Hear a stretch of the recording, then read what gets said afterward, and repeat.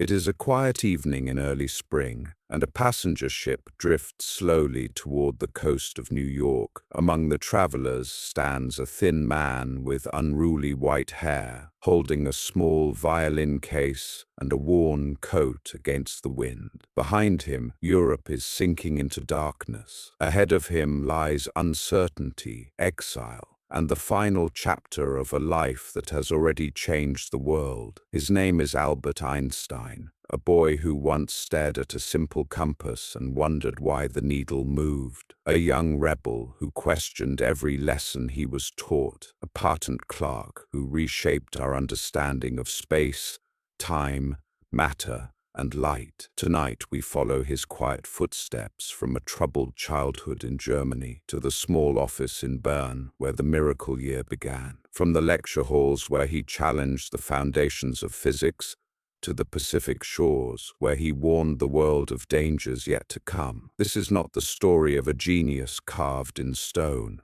It is the story of a human being, thoughtful, stubborn, gentle, and restless, who spent his life searching for harmony in a universe full of contradictions. So settle in, breathe slowly, and let the noise of the day fade away. This is the bedtime biography of Albert Einstein, the man who changed our understanding of reality. Albert Einstein was born on a warm March day in 1879. In the quiet town of Ulm in southern Germany. Nothing in the room suggested that history had shifted. The midwife saw only a silent infant with unusually heavy eyes, a child who did not cry right away, who seemed to be listening before he learned to breathe. His parents, Hermann and Pauline, were ordinary people, thoughtful, gentle, practical. His father ran a small electrochemical business. His mother played the piano with a seriousness that filled the house with music. They expected a normal childhood for their firstborn, a boy who would follow a predictable road. But Albert was never predictable. He spoke late, far later than other children. Family stories say he would rehearse his words in whispers, repeating them under his breath until they were perfect. Some worried this quiet child was slow, but the truth was stranger. His mind moved far ahead of his voice, and the world simply couldn't keep up yet. One day, when Albert was 5, his father placed a small object into his hand, a simple brass compass. The moment is famous now, as if the universe itself held its breath. He turned the compass gently, watching the needle tremble and then lock into place. Something invisible was moving it, something powerful, silent, and everywhere, a hidden order beneath the surface of ordinary things. Later in life, Einstein would say that this single moment shaped him more than any classroom. It was his first encounter with mystery, not the kind that frightens, but the kind that whispers. He carried the compass everywhere. He watched sunlight slide across his bedroom wall. He stared at shadows, wondering why they shifted when he did not. The world, for him,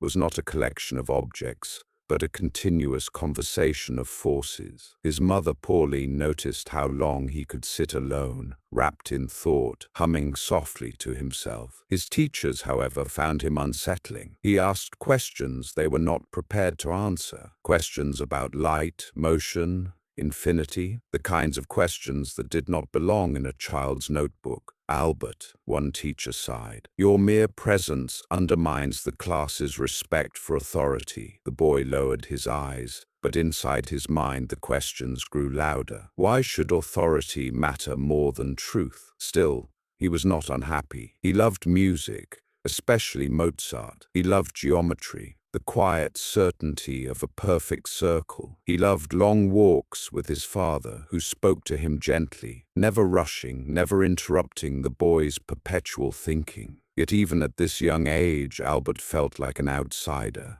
The world moved quickly, driven by rules he did not understand. He moved slowly, driven by wonder. If other children heard only sound, he heard patterns. If others saw only sunlight, he saw a mystery traveling through space. And in the evenings, when the house finally settled into silence, Albert would lie awake staring at the dark window, imagining what it would be like to chase a beam of light across the sky. He did not know it then, but this quiet question, what happens if I travel with light, would one day unravel the very fabric of time itself. For now, he was simply a child in a small German town, turning a compass in his hands, listening to the soft, invisible forces that would guide him for the rest of his life. Albert Einstein entered school the way a river enters a dam, reluctantly, and only because it had to. The classrooms were narrow, the windows high, the lessons delivered with military precision. Children sat in perfect rows, reciting facts in voices trained to sound exactly alike. It was a world built on obedience, repetition, and rhythm. Everything Albert struggled to accept. He was not disruptive. He was not loud. He simply did not fit. When teachers spoke, he listened, but not to their words. He listened to the pauses between them, the hidden contradictions, the things left unexplained. He wanted reasons, not rules, and when he asked for them, the teachers stiffened. One instructor, frustrated beyond politeness, leaned across his desk and said, "Einstein, you will never amount to anything." The boy lowered his eyes. He was shy, almost painfully so. Yet inside, where no one could see, a quiet rebellion grew. Why should anyone accept an idea simply because an authority declared it? Why should education be something endured rather than explored? Why did everyone seem content with answers that were incomplete? The school demanded memorization. Albert demanded understanding.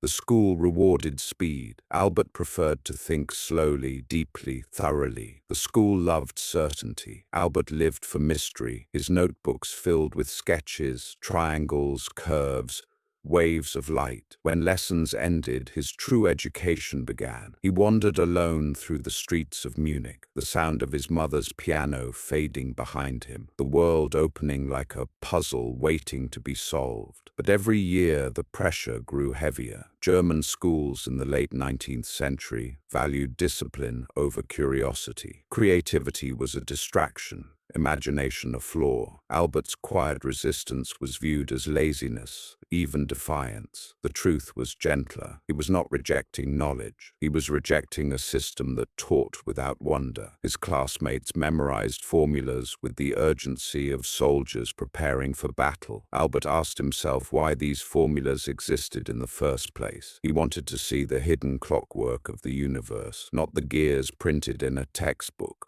This difference isolated him. He stood apart on playgrounds. He struggled with authority figures. He felt the early sting of being misunderstood. His parents watched with concern. His father, practical and hard-working, worried that his son's slow progress would lead to failure. His mother, Pauline, sensed something deeper. A quiet intensity that others could not see, a fire disguised as stillness. And then came military drills. As nationalism swelled across Germany, schools introduced marching uniforms, shouted commands. The rattling boots echoed down hallways. Children moved in formation like small shadows of the world outside. Albert felt the rhythm of those footsteps like a warning. He recoiled from it instinctively. The rising authoritarian spirit, even in childhood, struck him as dangerous. This discomfort would shape him for the rest of his life. One evening, after another tense day at school,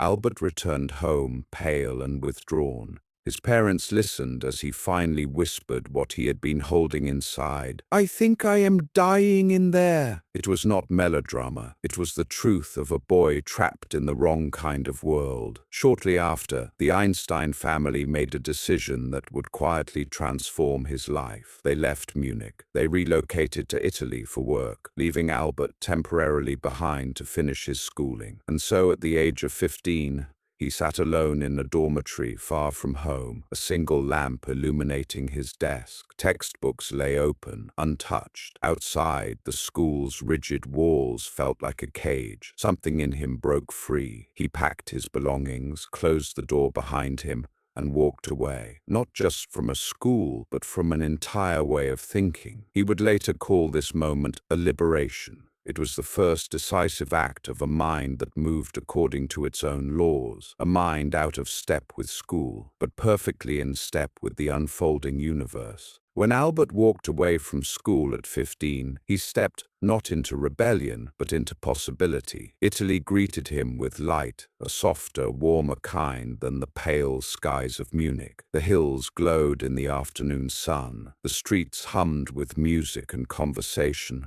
and the world seemed to breathe differently here. For the first time in years, he felt his mind expand. He wandered through Milan's narrow alleys, stopping to study the shadows on old stone walls, tracing their angles as if they held a secret. He watched the subtle flicker of sunlight on shop windows, mesmerized by how light bent, scattered, softened. Light, always light. Something about it had followed him since childhood, from the trembling needle of the compass to the dim lamps of his schoolroom. He sensed it contained a message, something hidden beneath its brightness. His parents were relieved to see their son's spirit return, though they worried about the unfinished schooling he had left behind. But Albert, in his quiet, determined way, was already forging a different path. He spent long afternoons reading on the balcony of their apartment. Books were stacked around him, works by Newton, Kant,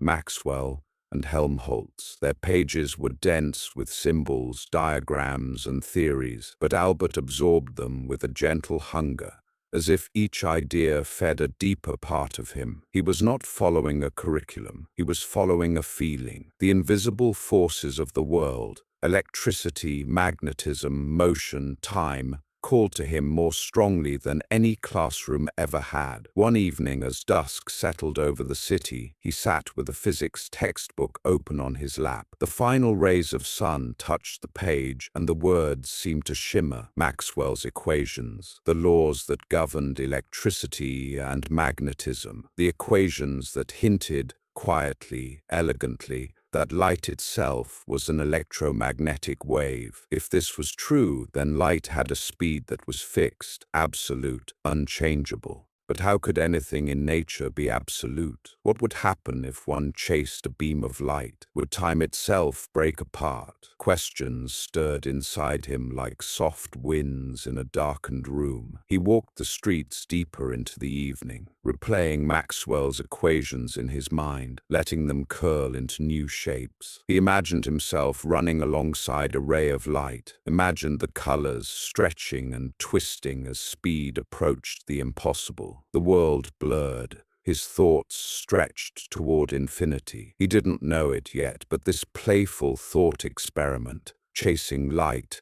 would one day fracture the foundations of physics. But for now, it was simply a dream, a whisper of the future carried on the soft air of an Italian night. His curiosity widened beyond physics. He studied philosophy, reading Schopenhauer and Spinoza with equal fascination. Philosophy gave him a different kind of compass, not one that showed direction, but one that revealed meaning. He began to understand the universe, not just as machinery, but as something layered with wonder. And then there was music. His mother's piano had been the first world he ever understood fully. Now, in Italy, he returned to it with new devotion. He played Mozart to calm his restless mind, letting the melodies clear the fog of too much thinking. Years later, he would say, "The theory of relativity occurred to me by intuition, and music is the driving force behind that intuition." Even now, as a teenager, he felt the connection. Music and physics were not separate languages. They were vibrations of the same cosmic string. But not everything was peaceful. The world still expected him to complete his education. And so, With renewed clarity, Albert made a bold decision. He would apply to the Swiss Federal Polytechnic School in Zurich, one of the most advanced science institutions in Europe. It was a daring plan. He was young, underprepared, officially a high school dropout. But invisible forces, curiosity, intuition, a strange inner certainty, pushed him forward. Before leaving Italy, he visited Lake Como on a bright, windless morning. The water was perfectly still, reflecting the mountains like a polished mirror. Albert sat at the edge of the lake, feeling the sunlight warm his face, watching the faint ripples move outward. He imagined space-time behaving the same way, smooth until disturbed, bending under the presence of something heavy. A quiet smile touched his lips. Ideas had begun to bloom inside him, delicate but unstoppable. The universe, it seemed, was opening small doors, one by one, inviting him to look inside. The school he walked away from had failed to hold him, but the forces he could not see, the forces of light, motion, and imagination, were already guiding him toward the life he was meant to live. Soon, he would step into Zurich. Soon, the world would shift. But for now, a boy sat by a quiet lake, listening to the universe speak in the language of light. Albert Einstein's journey toward becoming a scientist did not begin in a laboratory or a university hall. It began in the quiet spaces where he felt most alone. After leaving Munich and tasting freedom in Italy, Albert returned, briefly, to the reality he had tried to escape. He understood then that exile is not only a geographical condition. One can be exiled within one's own country, one's own family, one's own life. Even as a teenager, he felt different in a way that had no name yet. When the time came to pursue formal certification for the entrance exam to the Zurich Polytechnic, Albert was required to reconnect with the German educational system. Though he had left Munich behind, its shadow still reached for him. He traveled back north to study with relatives, preparing for the demanding entrance tests.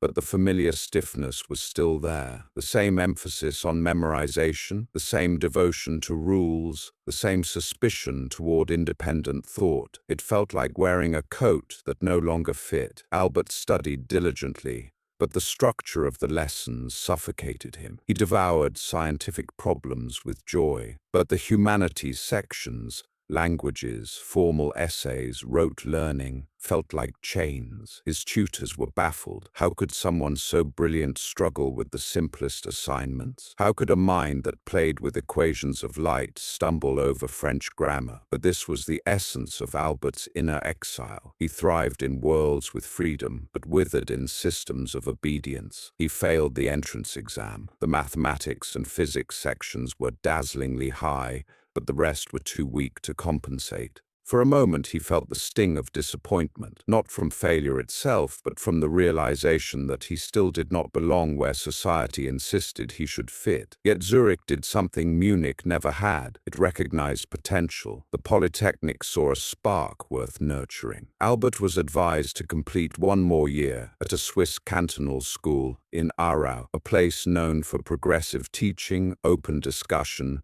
and respect for individuality. It was a quiet turning point. Leaving Germany was not yet a political act, not yet an escape from danger. It was something subtler, a step toward a future where his mind could breathe. In Germany he had felt boxed in. In Italy, he had felt reborn. In Aarau, he would finally feel understood. His journey to the Swiss school marked an early crossing of borders, not just physical but emotional. He left behind a nation that still echoed with militaristic discipline and stepped into a place where ideas moved more freely. In Aarau, the classrooms were bright. Students debated openly with teachers. Assignments encouraged creativity rather than obedience. And for the first time, Albert felt a sense of intellectual safety. He rented a small room with a local family. The days were simple, gentle, and filled with a quiet warmth he had rarely known in Munich. He studied at a wooden desk near a window that overlooked rolling fields. In the evenings, he took long walks under the dim Swiss sky, thinking about light, space, and the curious possibility that time might not be as fixed as everyone believed. It was in Aarau, during one of those peaceful twilight hours, that he imagined a strange scenario. What if lightning struck both ends of a moving train at the exact same moment? Would it look simultaneous to someone standing at the station? What about to someone riding the train? Two observers, two perspectives, two realities. The seed of relativity was germinating quietly, gently, like a secret carried on the wind. Leaving Germany had freed something inside him. Aarau was not just a school. It was sanctuary. He spent evenings with his head tilted toward the ceiling, imagining himself drifting alongside a beam of light, his notebooks filled with sketches of clocks, moving platforms, and beams traveling through empty space. He studied not for the approval of teachers, but for the pleasure of understanding. For the first time, education felt like belonging. And so Albert Einstein, still only 16, began to experience a paradox he would carry throughout his life. He loved his homeland, but he did not feel at home in it. He spoke its language, but its culture pressed against him. He walked its streets, but his mind wandered elsewhere. He was German by birth, Swiss in temperament,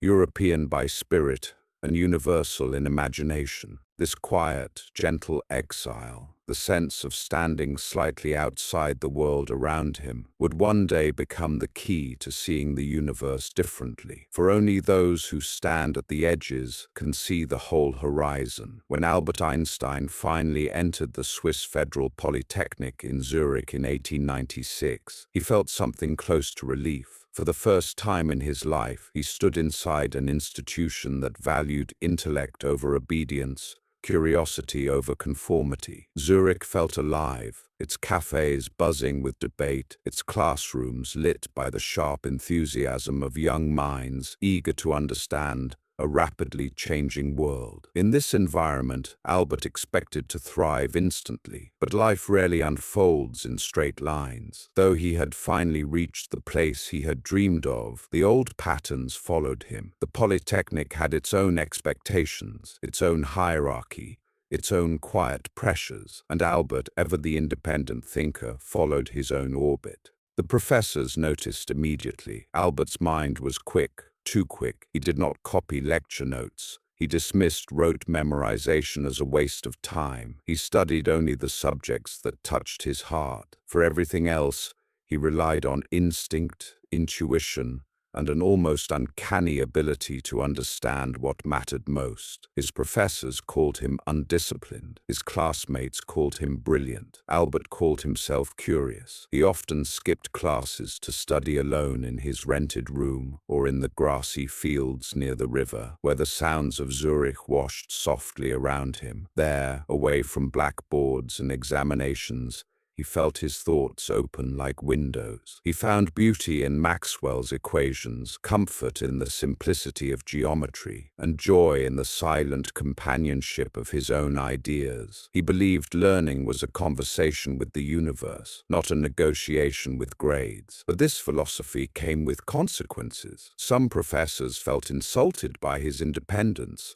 They mistook his lack of deference for arrogance. One, Professor Weber, famously dismissed him with a curt declaration: "Einstein, you are a talented young man, but you let your mind wander too freely." Albert said nothing, but inside he felt a quiet certainty. To wander freely is the only way to discover anything new. Yet he was not alone in this intellectual landscape. Zurich gave him something far more valuable than approval. It gave him a constellation of friendships that would shape his life. Most important among them was Marcel Grossmann, a meticulous, organized student whose class notes became Albert's lifeline. Grossmann was everything Einstein was not: punctual, methodical, admired by the faculty, and yet the two grew inseparable. Grossmann often joked that Einstein studied the universe, while he himself simply studied the syllabus. Then there were the Wednesday gatherings, a small circle of friends who met in cramped student rooms to argue about philosophy,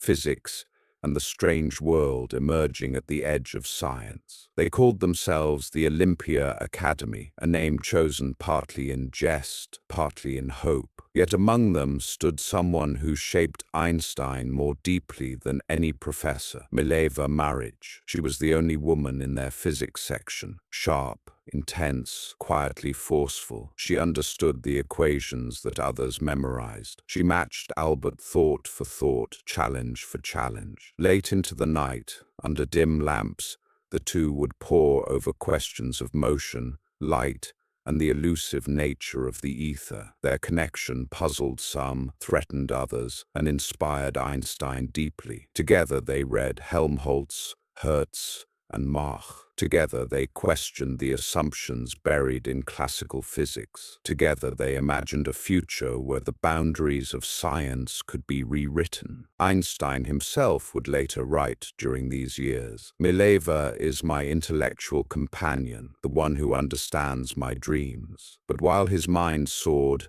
his academic record did not. Einstein excelled in theoretical physics, but stumbled in subjects he found irrelevant. Professors doubted his prospects. Some quietly warned that he might not secure a teaching position or a coveted assistantship, opportunities often granted to students who obeyed, not those who questioned. As graduation approached, the truth became painfully clear. Einstein stood near the top of the class in brilliance, and near the bottom in grades. While his classmates received job offers, Einstein faced silence. Door after door closed gently but firmly in his face. His rebellious style, the same spark that made him unique, had impressed none of the professors who held the keys to academic posts. The man who saw the universe with unusual clarity could not secure the simplest position in the very institution he hoped to serve. But even this quiet humiliation had a purpose. It pushed him toward a path that no professor could have predicted, a path where the world of equations met the world of working men, a path that would carry him to a small anonymous office in Bern, a place where history would be rewritten at a plain wooden desk. For now, though, Albert remained in Zurich, suspended between brilliance and uncertainty, wandering the city's narrow streets at dusk, violin case in hand, humming quietly as he wondered what would come next. He did not yet know that wandering minds often walk the most important paths. Einstein's years at the Polytechnic were shaped not by lectures or examinations, but by the people who entered his life at that fragile moment between youth and adulthood. It was in Zurich that he began to understand a simple truth: minds do not grow alone. They grow in constellations. The brightest star in Einstein's constellation was Marcel Grossmann, his loyal, methodical friend. Where Albert drifted in thought, Marcel anchored himself in order. His notebooks were immaculate, his homework punctual, his respect for professors unwavering. Einstein saw in Grossmann not just a companion, but a mirror of the discipline he lacked, and perhaps, somewhere deep inside, wished he had. Grossmann saved him in practical ways too, sharing notes, reminding him of deadlines, gently shepherding his chaotic brilliance into the paths required for graduation. But Einstein's inner universe revolved around another presence, Mileva Maric. She entered his life quietly, as people who change us often do. A brilliant Serbian physicist, the only woman in their section, she carried herself with a blend of seriousness and solitude. Her dark eyes held a thoughtful intensity. Her voice was calm, steady, self-assured. Many at the school underestimated her. Albert did not. From the first moment they solved a problem together, he recognized in her a mind as sharp and unyielding as his own. And in the long evenings that followed, evenings filled with books, half-empty coffee cups, and cigarette smoke drifting through small rented rooms, their connection deepened. They studied the experiments of Hertz, who had shown that waves could move unseen through the air. They discussed Mach's critique of absolute space and time. They read Helmholtz and pondered the nature of light itself. Together, they stepped outside the frame of classical physics and began to feel the edges of a new world. Einstein once wrote to her, "I find the happiest moments I have ever enjoyed have been in the sweet company of you." He meant it, not only emotionally, but intellectually. Mileva challenged him, refined him, steadied him. Their relationship was not a distraction from his scientific growth. It was one of its sources. In this period, Einstein's thinking took a decisive turn. He was no longer simply a gifted student. He was becoming a philosopher of nature. He questioned the very foundations of physics,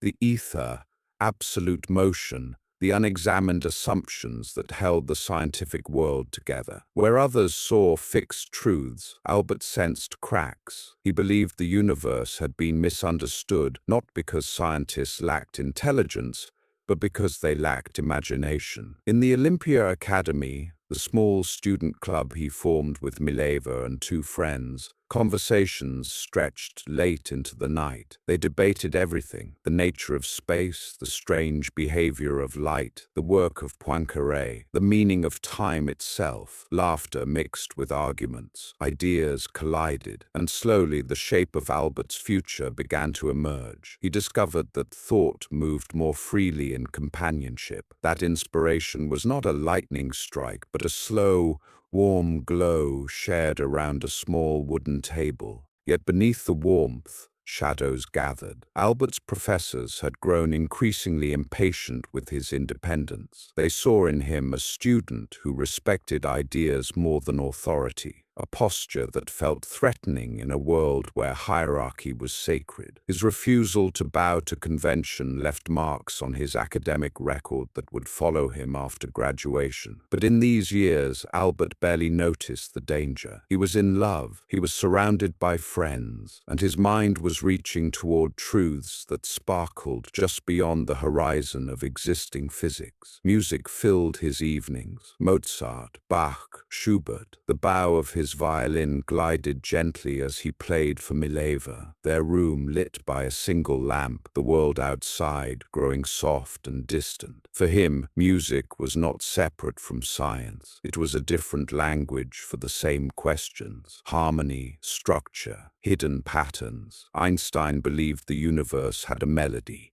and that mathematics was the way to hear it. His friendships and his love did something miraculous. They made the world feel spacious enough for his thoughts to unfold. He felt, perhaps for the first time, that he belonged, not to a country or an institution, but to a circle of minds who understood him. In that gentle shelter, his imagination took flight. He did not know it yet, but these relationships, the discipline of Grossman, the brilliance of Mileva, the laughter of the Olympia Academy, were forming the scaffolding of a theory that would one day reshape reality itself. The seeds had been planted. In time, they would bloom into something the world had never seen. When Albert Einstein graduated from the Polytechnic in 1900, he believed, quietly but firmly, that a life of scientific discovery lay directly ahead. He imagined teaching, researching, discussing deep questions with students,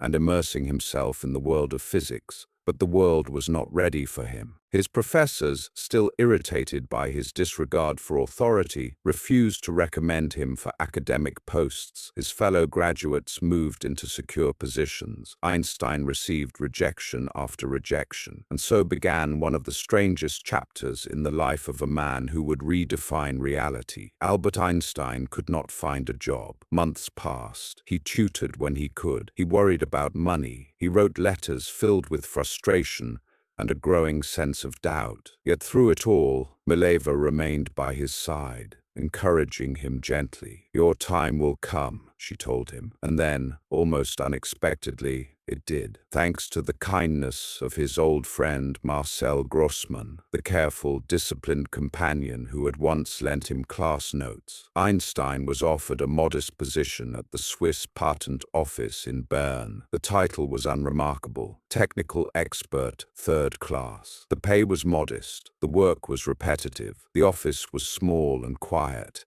But for Einstein, something extraordinary happened there. It became the workshop of his imagination. The patent office was not a place of experiments, chemicals, or machinery. It was a place of silence, a place where inventors submitted designs, engines, electrical circuits, measuring devices, and clerks evaluated whether the ideas were practical or original. Einstein spent hours reading diagrams, analyzing mechanisms, and thinking through how machines moved, connected, and transformed energy. It was, in a strange way, perfect training. Each invention was a question about motion. Each design hinted at deeper laws of physics. Each shift of electrical current whispered clues about the universe. Einstein later said that his job forced him to think in clear, logical steps, a discipline that shaped the clarity of his scientific style. But the real magic happened after work. Every day at the stroke of 5, Einstein left the office, hat tilted slightly, violin case in hand, and walked through the cobbled streets of Bern toward his small apartment. He would eat a simple dinner, read with Mileva, then sit at his wooden desk, a desk with no prestige, no laboratory equipment, no university seal, and dream. Night after night, he returned to the problems that had haunted him since adolescence. What is light? What is time? Does motion change reality? What would the world look like if I rode alongside a beam of light? His mind drifted far beyond the narrow walls of the patent office. He saw clocks hanging in space, trains rushing through the night, beams of light stretching infinitely, threads of space twisting and bending. He felt the universe not as a set of laws, but as a living geometry. And slowly, quietly, the ideas began to converge. Einstein was not alone in these explorations.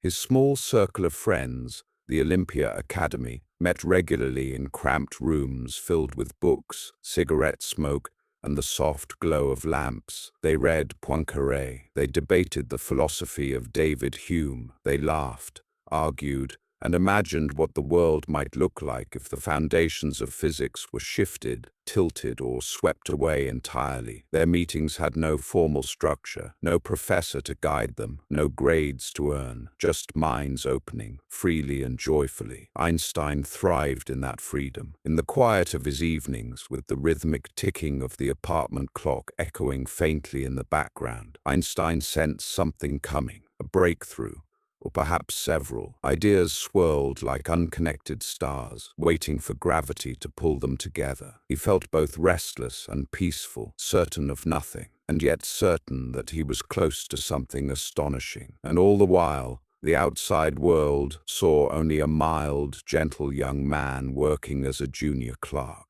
No one imagined that the person reviewing electrical patents was reconstructing the laws of nature in the margins of his mind. In those years, Einstein lived two lives. By day, a clerk. By night, a visionary. The world had overlooked him, underestimated him, even doubted him. But the universe, vast and patient, had not. In the shadows of the patent office, a revolution was forming, quietly, invisibly, like the first tremors of a distant star whose light has not yet reached Earth. What came next would shake physics to its core, and the world at last would have to listen to the young man who dreamed in equations. In the spring of 1905, the city of Bern moved with its usual quiet rhythm. Trams rattled gently along the streets. The river Aare flowed with its pale green shimmer, and clerks hurried between government buildings carrying stacks of paper sealed with official stamps.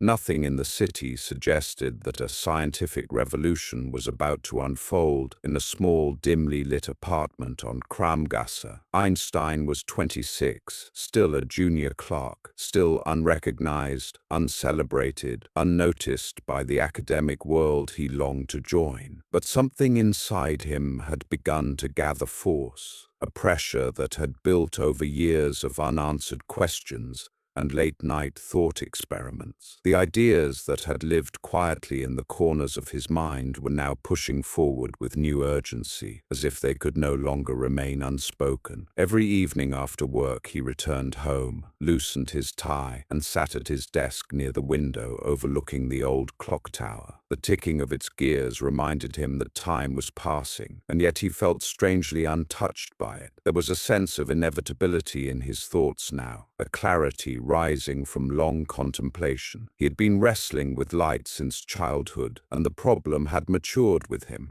Physicists believed in the ether, an invisible medium through which light supposedly traveled, but the concept troubled Einstein. It felt forced, artificial, unnecessary. A ghostly invention meant to preserve old ideas rather than reveal new truths. He trusted simplicity. He trusted intuition, and his intuition told him that the universe could not depend on something so elusive. One night, while walking home after a long shift at the patent office, he paused on a bridge and watched the street lamps cast trembling reflections onto the water. Light rippled across the surface in broken lines, and he felt again the familiar sensation. That light was speaking, offering hints, inviting him to follow. He went home and wrote. The first paper of 1905 appeared almost modest, a proposal that light itself came in packets, quanta, rather than continuous waves. It challenged everything physicists believed, and yet Einstein wrote it with remarkable calmness, as if stating something obvious. He sensed that he had touched a deeper truth, something the equations of others had only brushed against. Then came the second paper, born from hours spent imagining pollen grains dancing on water. It explained a mysterious phenomenon, Brownian motion, revealing the invisible collisions of atoms that no one had yet seen. In one stroke, Einstein provided proof that matter was built from countless tiny particles, confirming a reality still doubted by many scientists of the time. But the third paper, the one that would change everything, grew from the same dream he had carried since childhood, the dream of chasing a beam of light. He imagined two observers caught in different motions, one watching lightning strike from the safety of a station platform, the other racing along in a train. To one, the flashes might be simultaneous. To the other, they would not. He realized then, with a clarity that flooded him like cold water, that simultaneity itself was not absolute. If time could shift depending on the observer, then space must shift as well. And if both space and time were flexible, then the old structure of physics had collapsed. At his small desk, surrounded by the simple furnishings of a clerk's apartment, a violin leaning against the wall, a cup of cold tea beside his papers, Einstein wrote the words that would redefine the universe. He realized that the speed of light did not depend on the motion of the observer. It was a cosmic constant woven into the very fabric of reality. And from that simple idea flowed consequences so vast that they still echo in modern science. Clocks slowing as they move faster, lengths contracting as motion increases, time and space entangled like threads of the same cloth. When he finished,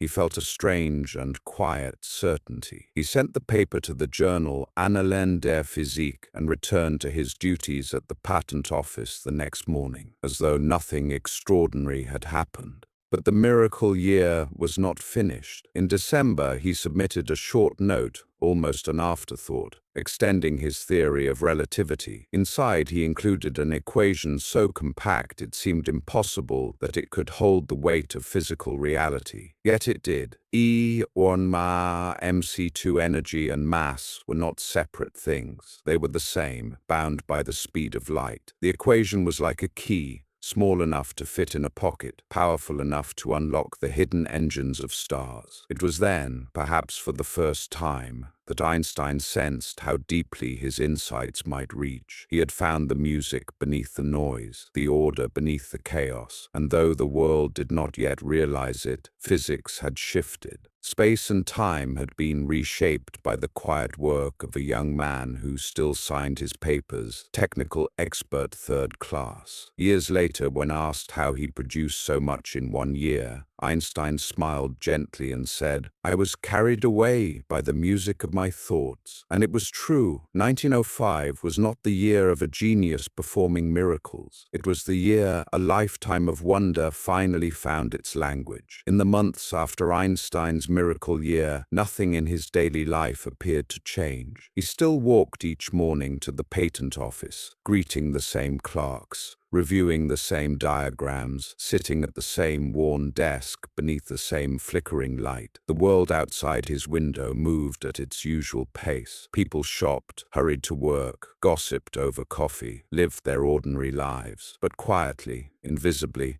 the universe had been rearranged. His papers traveled slowly through Europe, carried by envelopes and printing presses, read late at night by professors who frowned, puzzled, returning again and again to the strange clarity of this unknown young man's ideas. They were simple in their beauty, shocking in their implications. Some scientists dismissed him immediately, others were intrigued, a few felt the ground shifting beneath their feet. But recognition, true recognition, moves at its own speed, far slower than the speed of light. Einstein received no promotions, no invitations, no sudden flood of admiration. He remained a clerk in the eyes of the world, a young man whose brilliance had not yet made enough noise to be undeniable. There was something bittersweet in this. He had rewritten the laws of motion, but still needed permission to take time off from his day job. Yet he did not seem troubled by the delay. He worked calmly, almost serenely, as if genius itself understood patience. During these years, he grew into a gentle father, walking through Bern with his first son, Hans Albert, wrapped in a blanket against the cool air. He practiced violin in the evenings, drawing soft notes from the strings while Mileva sat nearby, often reviewing mathematics or quietly watching him play. Their apartment smelled of books, paper, and the faint sweetness of cooking oil. It was a simple life, but a warm one. Occasionally, Einstein wondered why the world had not reacted more strongly to his discoveries. But then he would smile, a thin, amused smile, and return to his thoughts. He had never chased fame. His only desire was to follow ideas where they led, and ideas continued to lead him. He could not stop thinking about space and time, about the geometry hidden beneath motion. Special relativity, as elegant as it was, left questions unresolved. What happened when gravity entered the picture? Could space itself bend? Could time warp around massive objects? These questions tugged at him gently, like threads waiting to be pulled. Meanwhile, the scientific world was slowly awakening. Physicist Max Planck in Berlin, one of the most respected minds of the age, recognized at once the brilliance of Einstein's papers. He began to lecture on special relativity, weaving Einstein's insights into the fabric of theoretical physics. Planck's support carried weight, and gradually other scholars followed. Suddenly, letters began arriving for Einstein at the patent office. Some were requests for clarification, some were challenges, some were from people who simply wanted him to know they had felt the quiet shock of reading his work. Einstein answered them kindly, always with humility, never revealing that many of his insights had been born in the soft glow of a small lamp after long days of clerical tasks. But the slow spread of recognition could not conceal what was already happening inside him. His mind was growing restless again.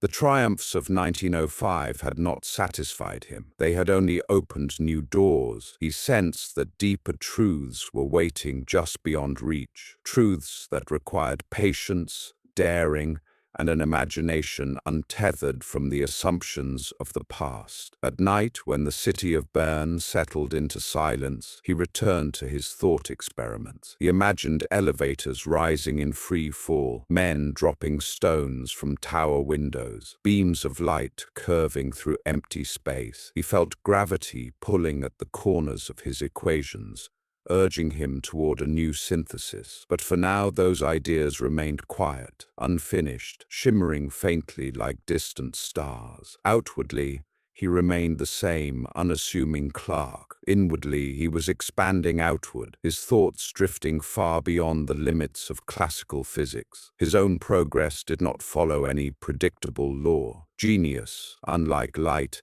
had no fixed speed. It could rest, wander, pause, and then leap forward in sudden, breathtaking motion. The world had not yet noticed, but soon it would, for as Einstein moved through the quiet streets of Bern, his hat tilted against the wind, a deeper revolution was beginning to gather inside him, one that would take a decade to bloom, one that would change not only physics, but the way humanity understood the fabric of reality itself. Time was no longer absolute, space was no longer rigid, and Albert Einstein was no longer merely a clerk, even if the world took years to discover it. As the early years of the 20th century unfolded, Europe began to tremble with forces far more dangerous than anything Einstein explored in his equations. Nations spoke in sharp, metallic tones, newspapers filled with the rhetoric of power, borders, and destiny. The machinery of modern industry, so full of promise, revealed its darker potential as governments sharpened it into weapons. Einstein watched all of this with a growing heaviness in his chest.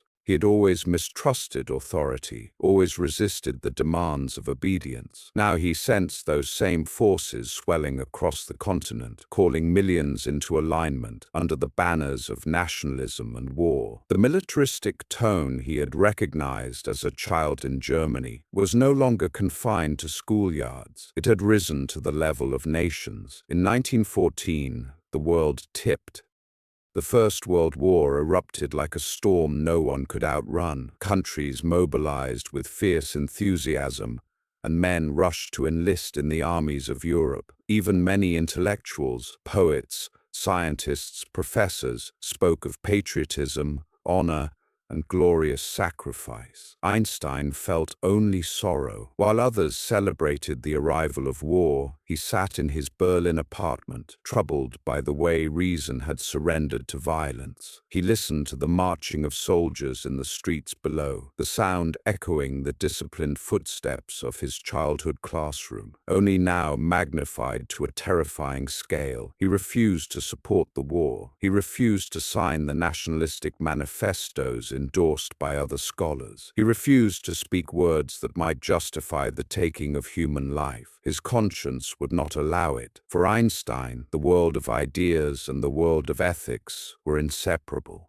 How could one study the universe, its laws, its harmony, its interwoven forces, and then advocate for destruction? How could anyone claim moral clarity while accepting the brutality unfolding across Europe? His stance isolated him. Some colleagues accused him of naivety, others of disloyalty. A few turned their backs on him entirely, but Einstein held fast, calm and unwavering, even as the world around him shook. His pacifism was not a political position. It was a deeply human one, born from an instinctive understanding that violence only deepened the wounds it claimed to heal. Meanwhile, his personal life grew increasingly strained. His marriage to Mileva had begun to unravel under the pressures of work, expectation, and emotional distance. Their home grew quiet in a way that pained him more than arguments would have. Letters became colder, silences stretched longer. His heart, once so alive within their shared curiosity, felt dimmed.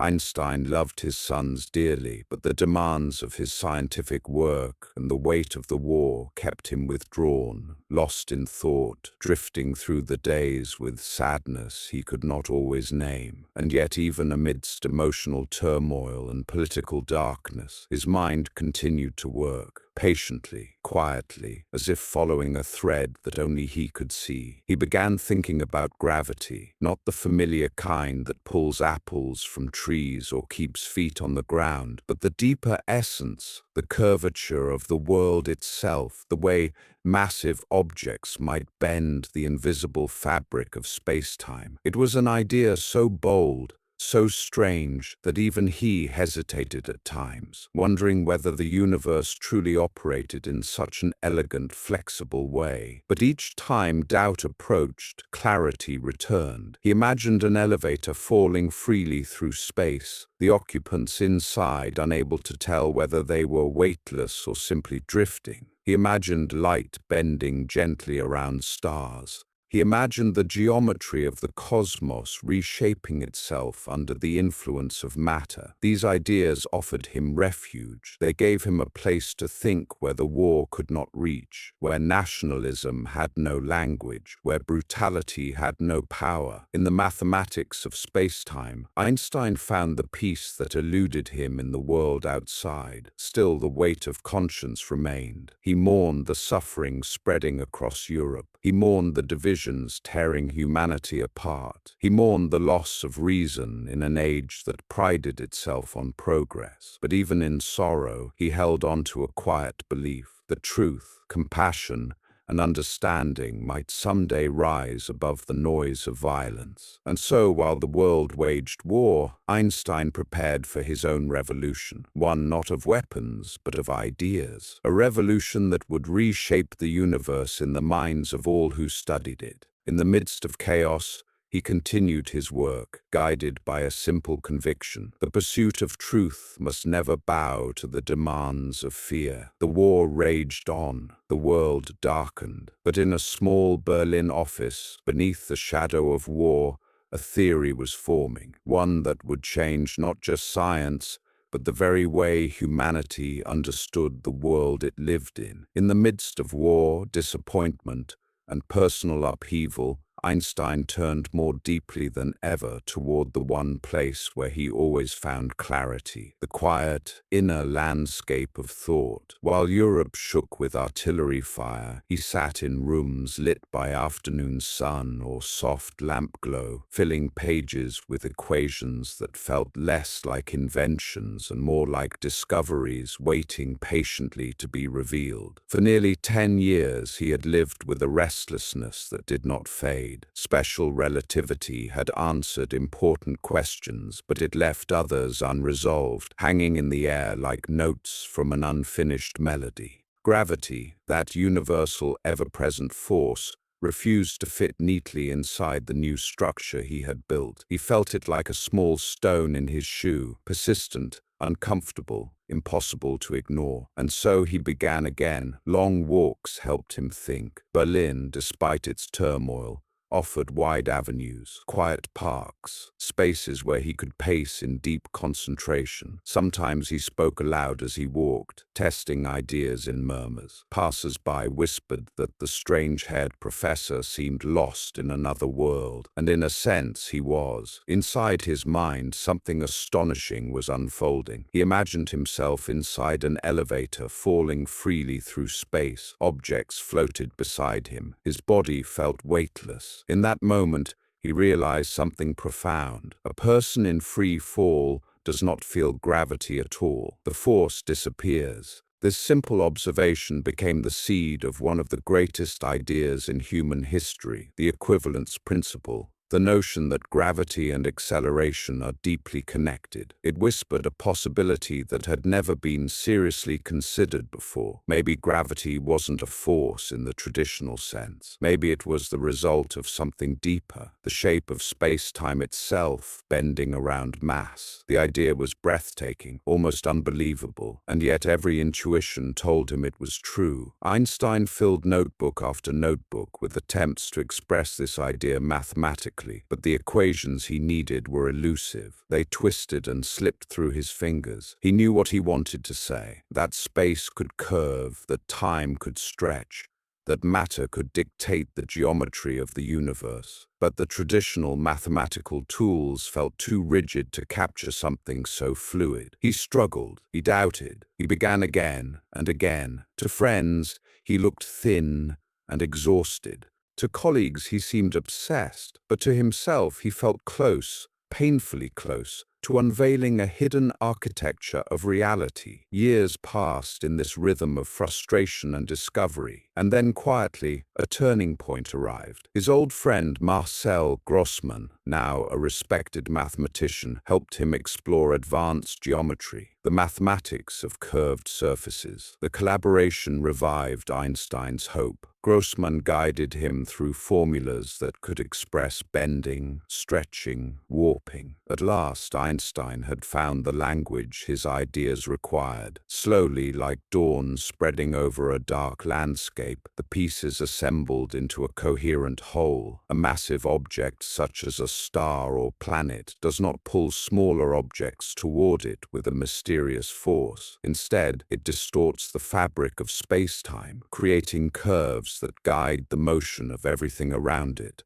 Planets orbit the sun not because they are tethered by an invisible rope, but because they are following the straightest possible paths through a space-time bent by the sun's mass. Gravity is geometry. Einstein realized with a quiet awe that he had not just solved a scientific problem, he had uncovered a new way of seeing the universe. In November 1915, after years of labor, he presented his final equations to the Prussian Academy of Sciences. His voice was steady, but inside he felt a trembling mixture of relief, exhaustion, and wonder. He had carried this idea through years of conflict, loneliness, and upheaval, and now it stood complete before him. The general theory of relativity. The audience did not fully grasp what they were witnessing. How could they? They were hearing the first public description of a universe whose structure was far stranger and more beautiful than anyone had imagined. Only days later, Einstein walked home in the cold Berlin evening and wrote to a friend, "The sense of relief is indescribable. I have finally understood the true nature of gravity." He spoke as though he had been searching for something lost, something buried deep within the universe, and had at last uncovered it. But the world had not yet caught up. No one could know how far-reaching these ideas would become. No one could know that Einstein had begun an entirely new chapter in the human understanding of reality. He returned home, placed his papers neatly on a table, and sat quietly for a moment. The room was dim, his thoughts bright. He did not celebrate. He simply breathed, as if allowing the enormity of what he'd done to settle gently inside him. Outside, the war still raged. Inside, a new universe had been born.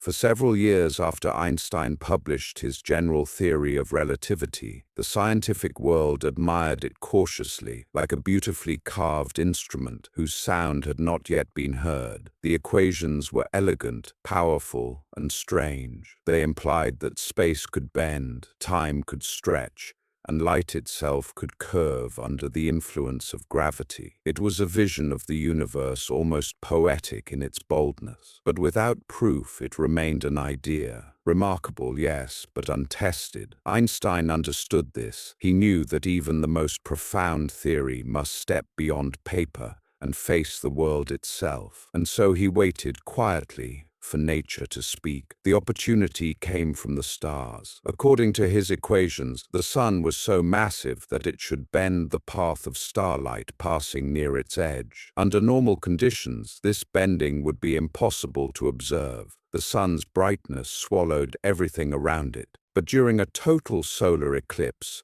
when the moon covers the sun, the stars near the sun's darkened edge become visible for a brief moment. If their positions appeared slightly shifted from where they should normally be, the shift would reveal the curvature of space-time. Starlight would be whispering the truth of Einstein's idea. In 1919, two British expeditions, one led by Arthur Eddington on the island of Principe, off the west coast of Africa, the other in Brazil, set out to capture those whispers. The world was still recovering from the devastation of World War I. Sorrow hung over Europe like a long shadow. Trust between nations was thin, fragile. And yet, in this atmosphere of brokenness, scientists from former enemy countries united for a single purpose: to test Einstein's prediction. For Eddington, a devoted pacifist, the mission carried a meaning beyond science. The cooperation itself felt like a gesture toward a more hopeful world,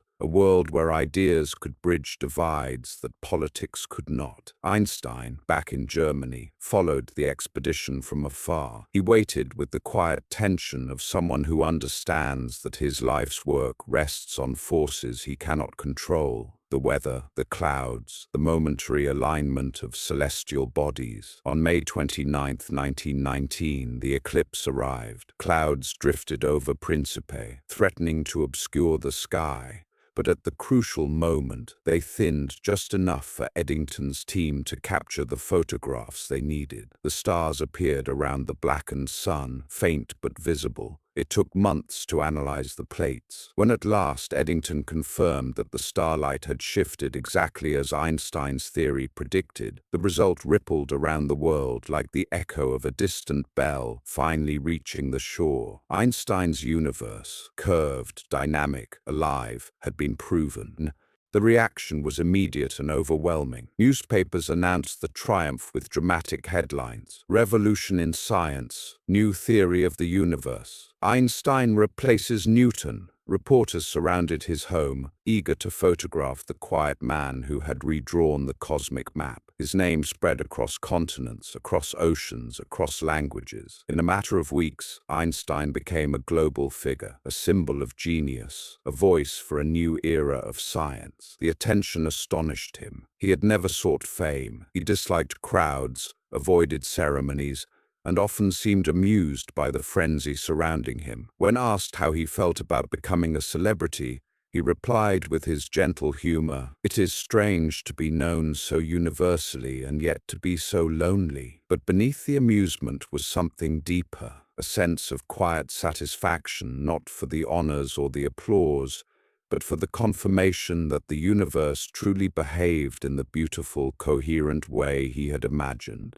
That night, after the results became official, Einstein reportedly stood alone by a window, watching the stars scatter across the sky above Berlin. Their light had traveled for years, weaving through the silent emptiness of space, bending gently around the sun before reaching Earth. They had carried a message only he had expected them to bring. It was a moment of profound stillness, the kind of stillness that visits someone who has reached the summit of a long, difficult climb. The path had been steep, filled with doubts, setbacks, and emotional storms, but the view from the top was clear, vast, overwhelming in its beauty. The stars had spoken, and the world had listened. From that moment forward, Einstein's name would be linked forever with the deepest laws of nature. But the man behind the fame remained the same quiet dreamer who once held a compass in his hand and wondered why its needle moved. The world finally understood his brilliance.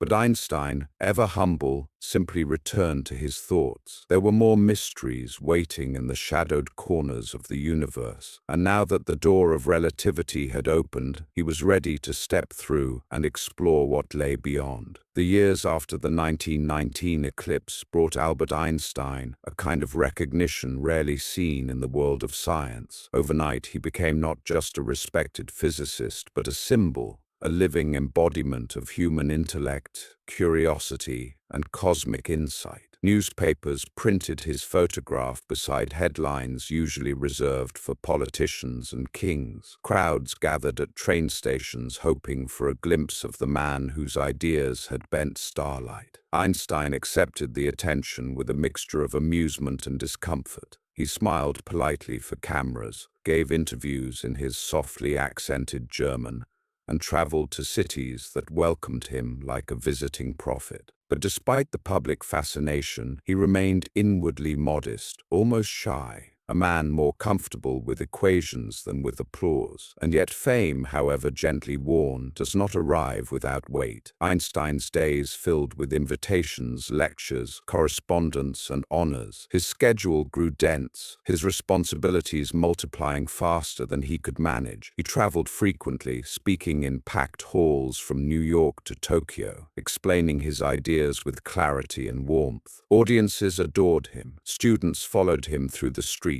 Scientists debated him in journals with newfound intensity. The world looked to him as if he held answers to more than physics. But the growing brightness of his public life cast long shadows across his private one. His marriage to Mileva, already strained by years of distance, financial stress, and emotional mismatch, now cracked under the pressure. She had once been his intellectual companion, the quiet voice beside him in cramped student rooms, the partner who understood his restless mind. But life had changed them both. Einstein, absorbed in his work, struggled to navigate the emotional needs of a marriage that had grown fragile. Mileva, burdened by parenting, illness, and her own aspirations cut short, felt increasingly isolated. The world saw Einstein rising into the clouds of international fame, while she remained grounded in the difficulties of daily life. Their letters became tense, their conversations became weary. The warmth that once bound them cooled by slow degrees. Einstein, despite his brilliance, often found himself lost in matters of the heart. Emotions did not yield to equations. Relationships did not follow the logic of physics. He cared deeply for his sons, Hans Albert and Eduard, but struggled to be present in ways that comforted them. His mind drifted easily into the realm of ideas, even in moments meant for family. The marriage finally fractured, quietly but irrevocably. Separation was painful, but remaining together had become a deeper wound. Einstein felt guilt, sharp at times, dull at others, but he also felt relief, the kind that comes when two paths diverge after too long running in parallel without harmony. He provided for Mileva and their children as best he could, and he maintained affection for her throughout his life. But their story, once intertwined with hope and shared ambition, had reached its natural end. Meanwhile, Einstein's fame continued to expand. He received honorary degrees, awards, invitations to royal courts. His lectures drew crowds so large that some people climbed through windows to hear him speak. Children sent him drawings. Reporters sought his opinions not only on science, but on politics, religion, and the future of humanity. To many, he had become a kind of gentle oracle, a wise, unthreatening figure whose wild hair and soft eyes seemed to carry the mysteries of the universe. But Einstein himself felt none of that grandeur. He felt tired. He joked that he had become a miserably overworked miracle, and he longed for the quiet corners of life where he could think freely, without interruption. Fame had placed him under a spotlight, but his mind had always worked best in the shadows, in silence, in solitude, in the slow rhythm of contemplation. It was during this time that he formed a close bond with Elsa, his cousin, who would later become his second wife. Elsa understood him in a different way, not as an intellectual equal, but as a source of comfort and stability, someone who could shield him from the world's unending demands. She handled his mail, managed his schedule, and protected the fragile space he needed for thought. Einstein once remarked that without her, he might drown in the tides of expectation. Yet even as his personal life rearranged itself, and even as admiration poured in from every corner of the globe, a quiet unease began to grow. The streets of Germany, already scarred by economic despair after the war, were darkening with a new kind of anger, a dangerous nationalism that echoed the rigid authoritarianism Einstein had sensed in his school days. For years he had faced small threats, harsh letters, whispers from those who resented his pacifism and his rising fame. But now the tone was shifting. The political air carried the scent of fear. Anti-Semitic voices grew louder. Extremist groups began to target intellectuals, Jews, and anyone who spoke for peace. Einstein saw the danger clearly, long before most. He recognized the shape of hatred, the pattern of intolerance, the same pattern that had once made him feel like an outsider in his own classroom.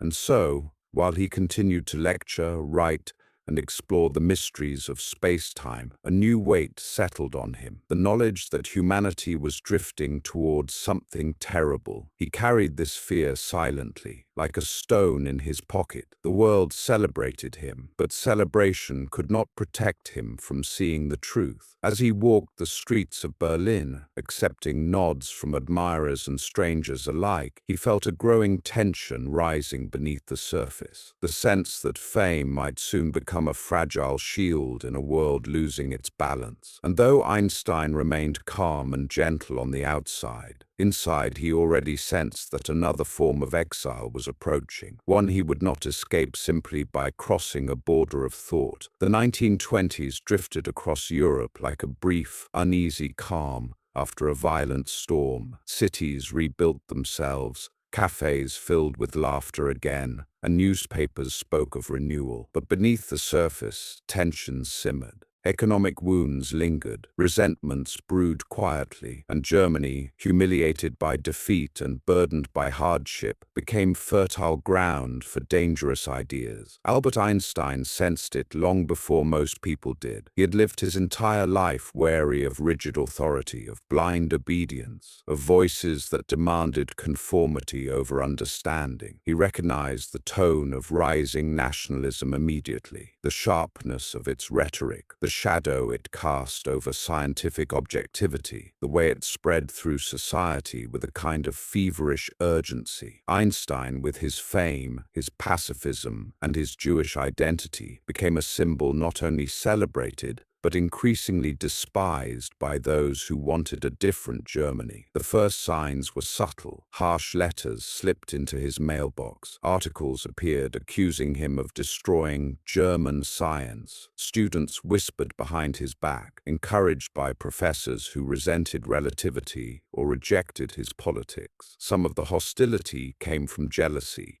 some from anti-Semitism, some from the simple fear of ideas that dared to change the world. Einstein, ever calm, dismissed the insults with a gentle shrug. "People hate what they do not understand," he would say quietly. But the rhetoric grew sharper. Posters appeared in city squares condemning the Jewish physics of relativity. Books denouncing Einstein were published with alarming enthusiasm, and extremist groups began to list his name alongside those they wished to silence permanently. Einstein continued to lecture, publish, and speak openly for peace, but each step into public life became more perilous. He often joked about the threats, but inside he felt a quiet heaviness, a familiar sense of exile closing in around him. In 1922, his friend Walter Rathenau, a Jewish statesman, was assassinated by nationalist extremists. The news stunned Einstein. He spent the following days in deep, painful reflection. Rathenau's death felt like a warning, a message carried on cold wind. The Germany he loved was becoming dangerous for people like him. Einstein's response was both courageous and heartbreaking. He did not hide. He did not soften his views. Instead, he spoke more boldly for peace, for international cooperation, for the unity of all people. He traveled widely, using his fame not for personal comfort, but as a shield for convictions he refused to abandon. And yet, each return to Berlin grew more difficult. The economic collapse of the late 1920s, hyperinflation that turned savings to dust, unemployment that hollowed out entire communities, fueled the anger of those seeking simple answers to complicated problems. Extremists offered those answers, loud and confident. Einstein watched as hatred once whispered became spoken aloud. He saw neighbors turn cold. He saw students drift toward radical movements. He heard the chants echoing through the streets, harsh and rhythmic, a sound that filled him with dread. By the early 1930s, the darkness was no longer approaching. It was inside the city, moving with purpose. Political violence escalated. Books by Jewish authors were burned in public squares. The Nazis, once dismissed as a fringe movement, surged into power with terrifying speed. Einstein's name appeared on publicly posted hit lists. Threatening letters grew more specific. Rumors circulated that he would soon be targeted. Friends urged him to leave Germany immediately. Einstein hesitated, troubled not for himself, but for what his departure would symbolize: a surrender to hatred, a sign that the Germany he cherished no longer existed. But the decision was made for him. In early 1933, while Einstein was traveling in the United States, news reached him that the Nazis had raided his summer cottage, seized his property, and declared him an enemy of the nation. His personal safety, his scientific legacy, his very identity, everything was under threat. With a quiet sadness, he realized he could never return. Einstein stood by the ocean in America, watching the waves break against the shore, the sound soft but unrelenting. Behind him, half a world away, the streets of his homeland grew darker each day. Ahead of him lay uncertainty, exile, and the possibility of beginning again in a place that did not yet know him. He felt the weight of this moment, not just for himself, but for the millions whose fates were already entwined with the coming tragedy. "That which has destroyed my home," he wrote, "is not confined to one country. It is a disease of the human spirit." He did not know then how much more the world would endure, but he knew enough to mourn. The bright promise of relativity had revealed the universe's astonishing harmony. Now, the dissonance of humanity revealed its capacity for destruction. Einstein, once a boy in a German classroom, had become a man standing at the edge of history, watching darkness swallow the place that had shaped him. Exile was no longer a metaphor.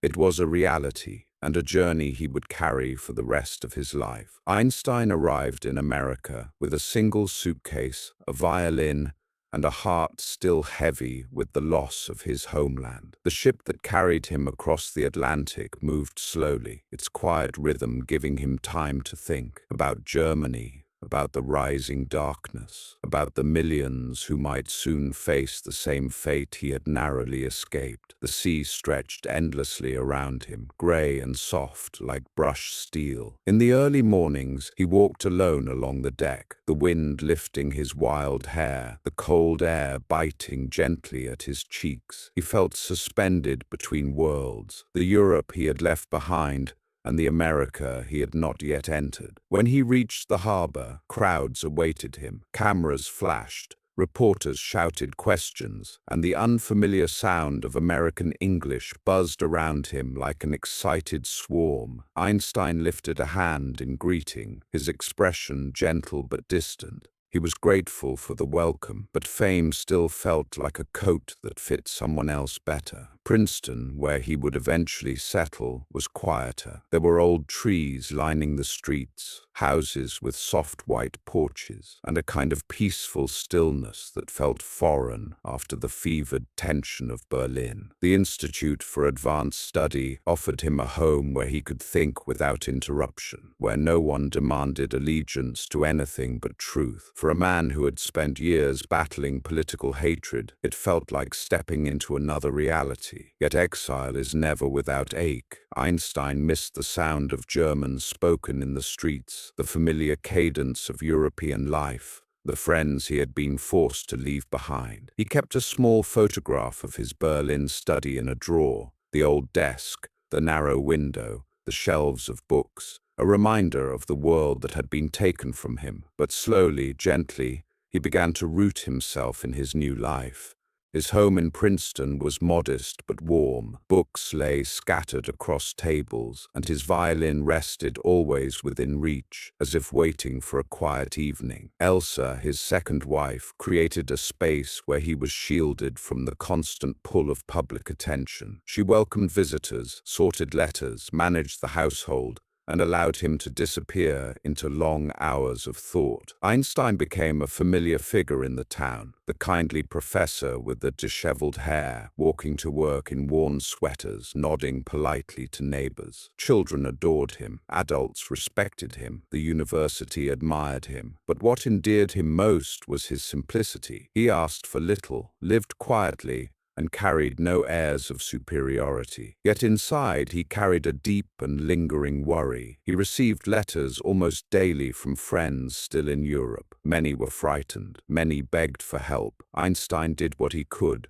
raising funds, signing petitions, using his fame to secure visas for refugees. He felt a responsibility that was both personal and moral. He understood the fragility of safety. He understood the cost of silence. He understood that exile was not just a matter of geography. It was the loss of the world one had hoped to protect. And so, even in the peaceful landscape of Princeton, he remained emotionally tethered to Europe. watching the horizon darken further. But America also offered something he had not experienced in years: freedom to think without fear. In his quiet study at the Institute, with sunlight filtering softly through the windows, Einstein returned to his lifelong project: the quest to find a unified explanation for the forces of nature. He felt once again the old thrill of discovery, the sense of stepping into a vast, unexplored world, shaped only by laws waiting to be understood. He walked the paths of Princeton wrapped in thought, murmuring equations, occasionally pausing to scribble notes that he tucked into his pockets.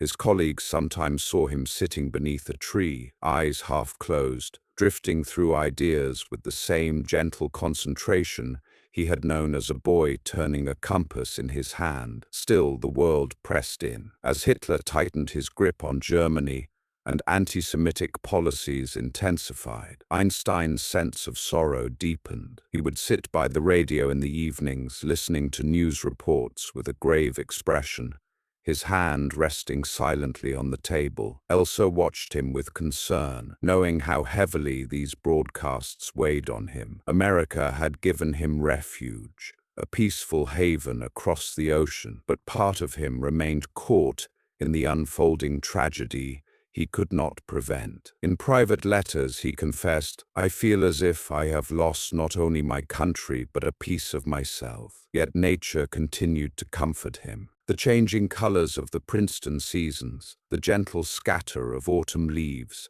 the quiet snowfall over his garden. These small details softened the edges of his grief. Evenings often ended with him standing near his window, violin tucked beneath his chin, drawing slow, thoughtful notes into the room. Music offered him what the world could not: a place without borders, without hatred, without exile. The Atlantic Ocean now separated him from the place where his story began. But in the stillness of Princeton, he found a new chapter, a chapter shaped not by fame or discovery, but by the quiet work of rebuilding a life after loss. He had crossed the ocean to escape the storm, but soon he would face a new responsibility, one that would weigh on him more heavily than any equation. History was about to turn again, and once more it would call Einstein's conscience into the center of its unfolding. By the late 1930s, Einstein had settled into a quiet rhythm in Princeton.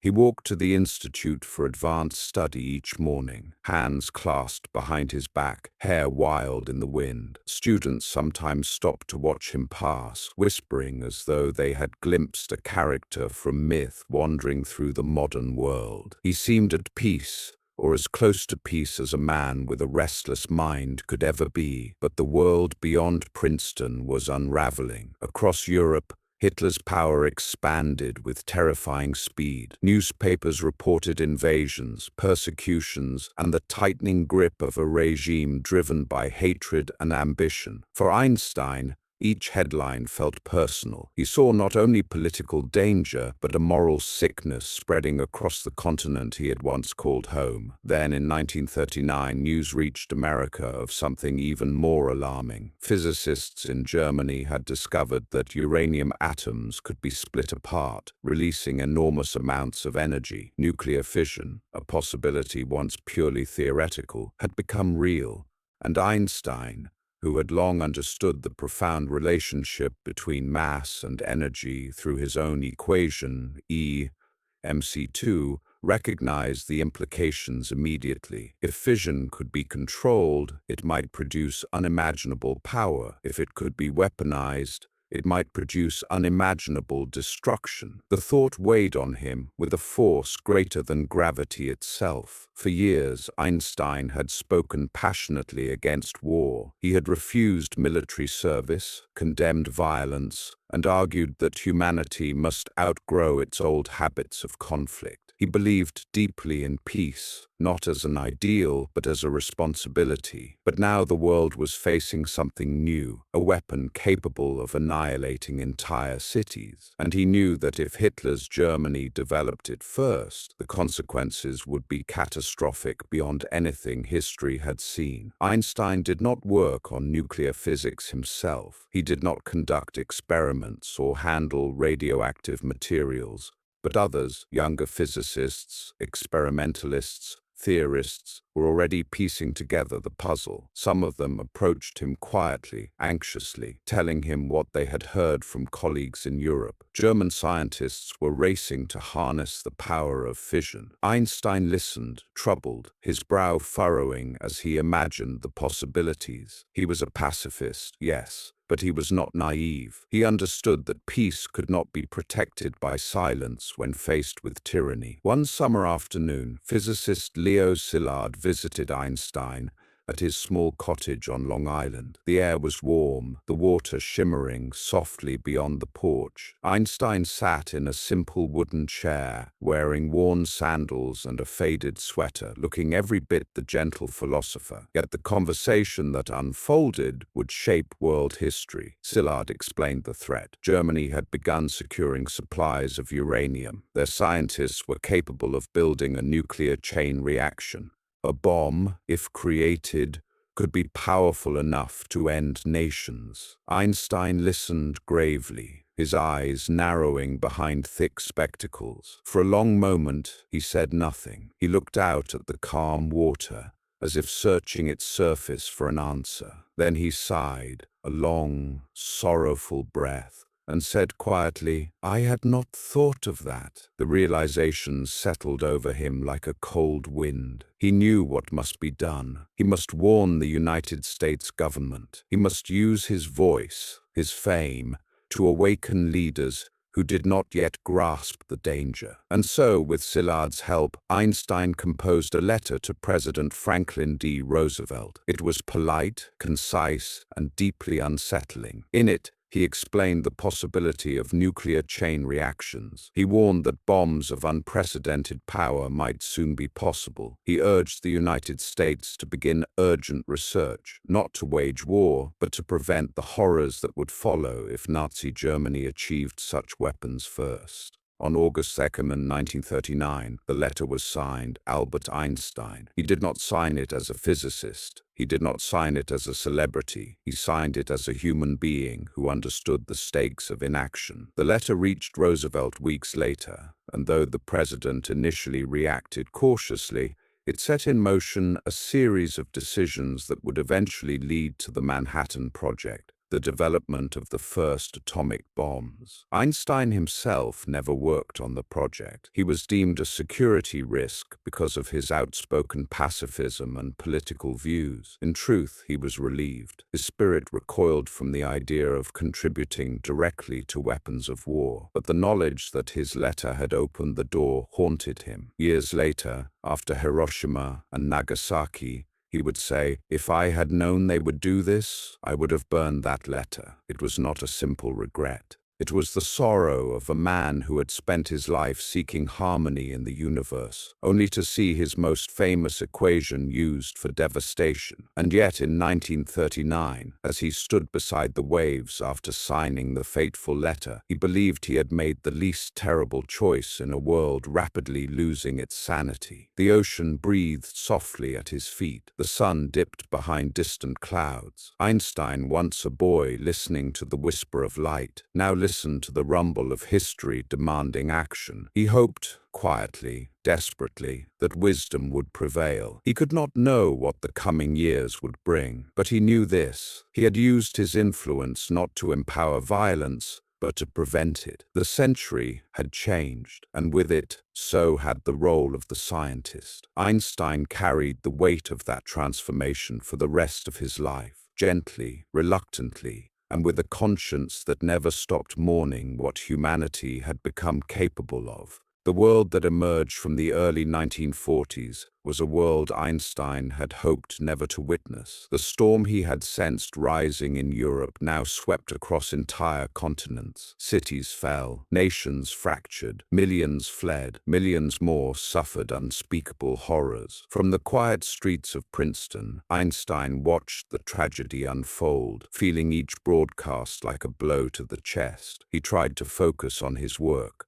on the elusive unified theory that occupied his thoughts, but the weight of war pressed heavily upon him. His study, once a sanctuary for pure ideas, began to feel like a small island surrounded by a darkening sea, and then came the news that shook him more deeply than almost anything before. In July 1945, the first atomic bomb was tested in the New Mexico desert, a device built through the effort he had indirectly set in motion with his 1939 letter. The sky had been ripped open by a fire brighter than dawn. The power locked inside the atom, the power his equation had described, had been released. Einstein learned of the test through reports, his expression tightening as he read. He set the paper down slowly, his hands trembling slightly. "The world has changed," he murmured, almost to himself, "and I fear it has changed forever." Only weeks later, the unimaginable happened. 2 bombs fell upon Hiroshima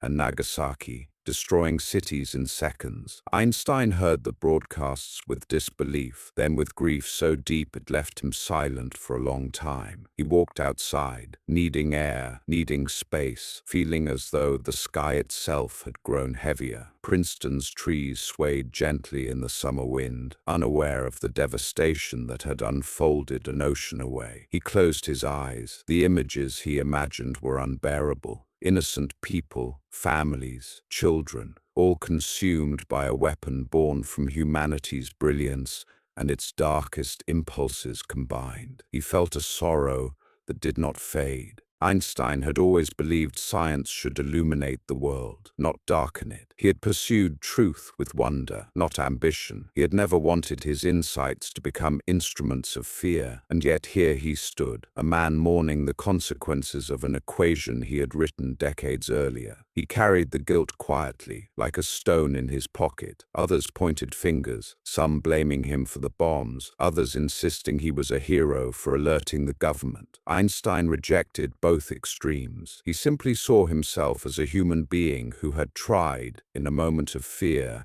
to prevent a greater catastrophe. But once he understood what nuclear weapons were capable of, he became their most vocal opponent. Einstein spoke publicly, urgently, about the dangers of atomic power. He warned that humanity had entered a new era, one in which survival depended not on military might, but on wisdom and restraint. He insisted that no nation should control such destructive forces unchecked. "The unleashed power of the atom," he said softly, "has changed everything except our way of thinking." The words echoed around the world. Einstein campaigned tirelessly for international cooperation. He advocated global disarmament, urged the creation of world government structures, and joined committees dedicated to preventing nuclear war. Some mocked his idealism, others dismissed him as unrealistic, but Einstein persisted with quiet determination. He knew that imagination, the same force that had carried him alongside a beam of light,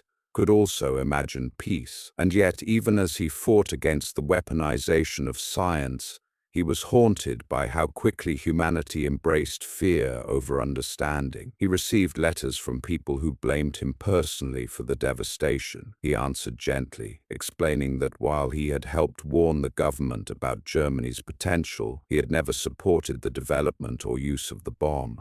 He explained again and again that he had hoped to prevent suffering, not cause it. But explanations did little to ease his conscience. Sometimes in the late evenings, he would walk alone through the quiet Princeton streets, hands clasped behind his back, thinking about the strange arc of his life. He had begun as a boy filled with wonder, curious about light, about the invisible threads that shaped reality. Now in his later years, He found himself wrestling with the shadows cast by those same discoveries. Still, he did not regret the pursuit of truth. He regretted only how humanity chose to use it. Einstein's voice became one of the most powerful moral forces of the post-war world. He spoke not with anger, but with sorrow, a sorrow shaped by wisdom. His wild white hair, his gentle eyes, his slow, thoughtful manner made him universally recognizable. People listened because he seemed to speak not from a place of superiority, but from a place of shared humanity.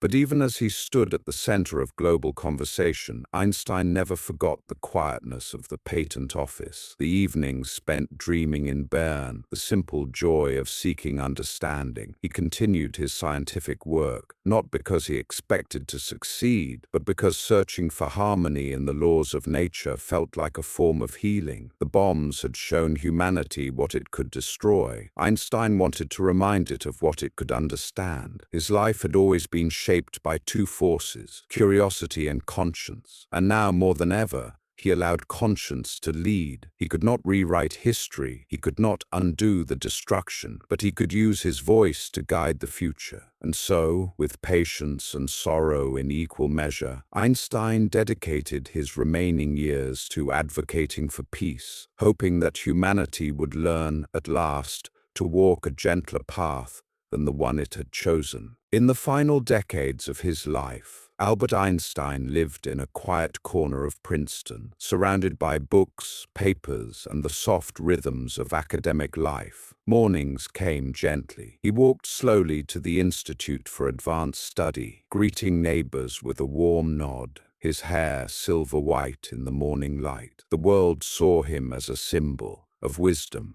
of brilliance, of peace. But Einstein himself felt far removed from the grandeur placed upon him. He remained at his core a thinker searching for simplicity in a universe overflowing with complexity. Special relativity and general relativity had reshaped modern physics, yet Einstein did not rest. He sensed that underneath all the forces of nature, electricity, magnetism, gravity, there was a deeper unity, a single harmony that had not yet been fully understood. He called it the unified field theory, and its pursuit became the quiet heartbeat of his later years. Every day he returned to it, sometimes with renewed hope, sometimes with deep frustration. He filled notebooks with equations, explored mathematical structures, tested elegant curves and geometries that might reveal the secret architecture of reality. His office was a landscape of scattered papers, sheets pinned to walls,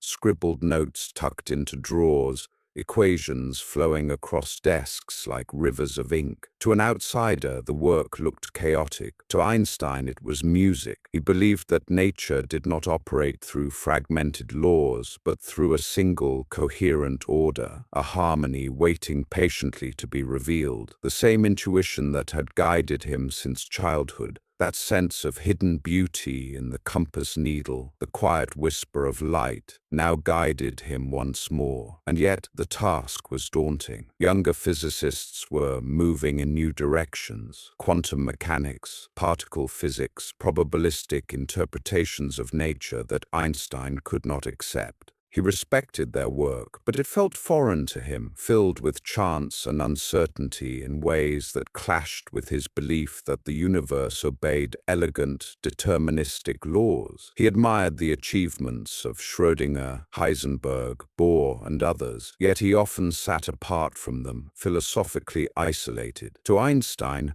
quantum theory was brilliant, but incomplete. God does not play dice, he famously remarked, not out of arrogance, but out of a spiritual intuition that randomness could not be the foundation of creation. And so he worked alone, tracing patterns no one else saw, chasing the unity he felt existed beneath the visible world. His colleagues sometimes worried for him. They wondered if he was chasing an illusion. They whispered that the great professor was growing out of step with modern physics. Einstein heard the whispers. He understood the doubts, but he remained unshaken. He believed that some ideas are not pursued because success is certain, but because seeking them is an act of faith in the harmony of the universe. To Einstein, the search itself was a form of devotion, not to religion, but to understanding. Outside the walls of the institute, life continued with gentle rhythms. Children waved at him from bicycles. Neighbors asked for autographs on grocery bags. Students watched him pass, feeling they had witnessed something mythic, even if he was simply buying bread. In quieter moments, Einstein played his violin, letting his bow glide across the strings in soft, wavering tones. Music connected him to the unity he pursued in equations. He often paused mid-play, eyes closed,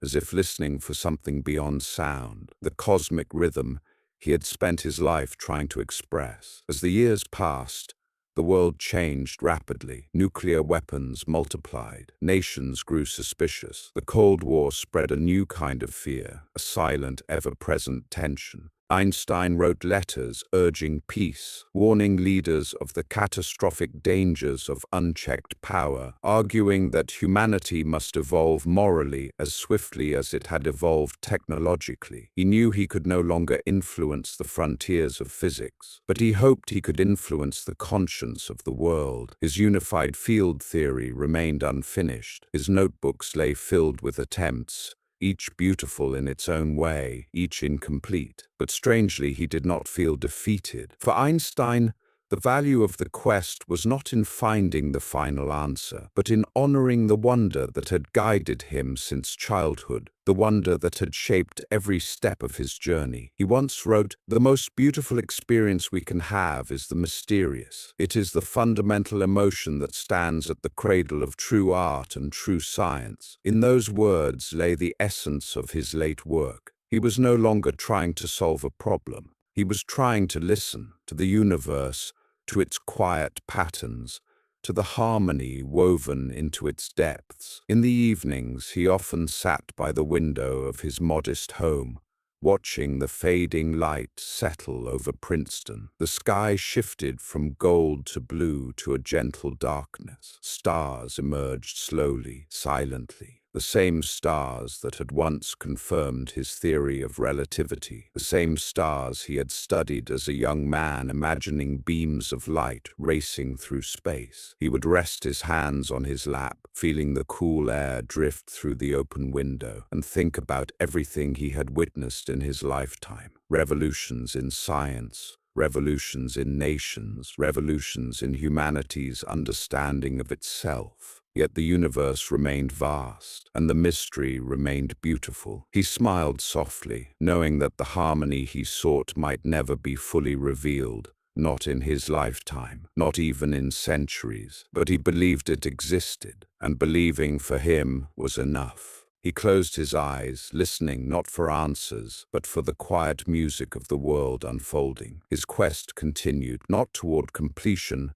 but toward understanding. A journey without end, carried by a man who had changed the way we see everything. In the quiet spring of 1955, Albert Einstein moved through his days with a slow, thoughtful rhythm. He was 76 now, his steps shorter, his voice softer, but his eyes, dark, curious, endlessly alive, still carried the same spark that had followed him since childhood. His white hair, more unruly than ever, gave him the appearance of a man caught in a soft breeze, even when the air was perfectly still. He still walked to the Institute for Advanced Study when he felt strong enough, nodding to the students who watched him with reverence. His office remained a sanctuary of scattered papers and half-filled notebooks, equations drifting across pages like unfinished dreams. He worked not out of ambition, but out of love.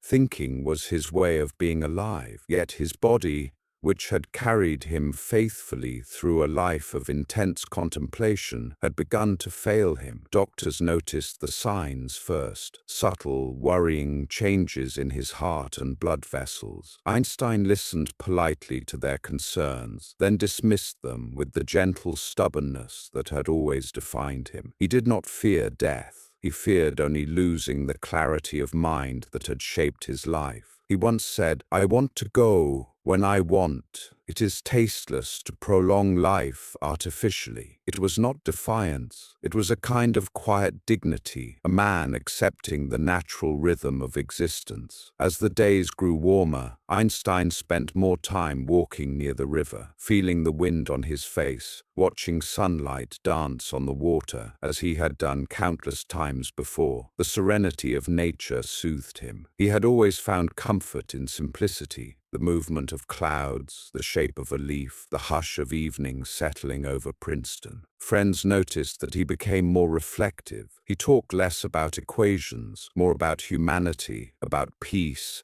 about the fragile beauty of life. He still wrote letters urging cooperation between nations, still signed petitions warning against nuclear weapons. But he also found himself thinking about the journey he had taken, from the curious boy in Ulm to the clerk in Bern, to the world's most recognizable scientist. He felt gratitude and something like astonishment at the strange and winding path his life had followed. Then in mid-April, the pain began. A deep ache in his abdomen, persistent and unmistakable. Doctors quickly identified the cause, an aortic aneurysm, dangerously enlarged, threatening to rupture. They urged surgery. They urged intervention. They spoke of risks and chances, of what might happen if nothing was done. Einstein listened quietly, hands folded in his lap, and then he shook his head. "I have lived enough," he said softly. "It is time to go.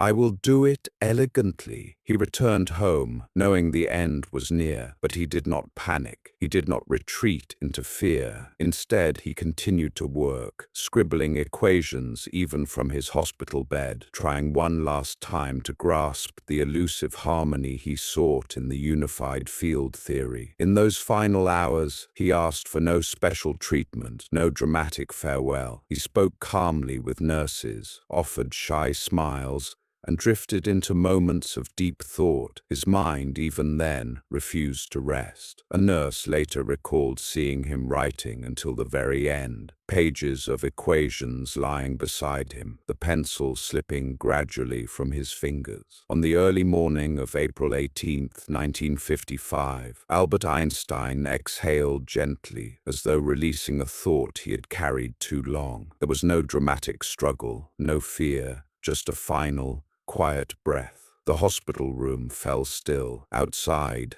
dawn approached, soft and pale, spreading light over Princeton as it had for decades. The world was the same, and yet forever changed. Einstein's body was cremated in a private ceremony, his ashes scattered at an undisclosed location, just as he wished. There would be no marble monument, no mausoleum. He believed simplicity honored the vastness of the universe more than stone ever could. What remained was not a grave, but a legacy, not carved in earth, but woven into the foundations of modern science, into the imagination of humanity, into the way we understand the world. In the days that followed, newspapers across the globe mourned the loss of the quiet man who had bent time and space. Letters poured in from every continent. Scientists, poets, politicians, and children all felt the same truth. A light had gone out, but in its place a new way of seeing the universe remained. That evening, as the sun set over Princeton, the sky turned a soft shade of gold. The trees rustled in the breeze, and above them,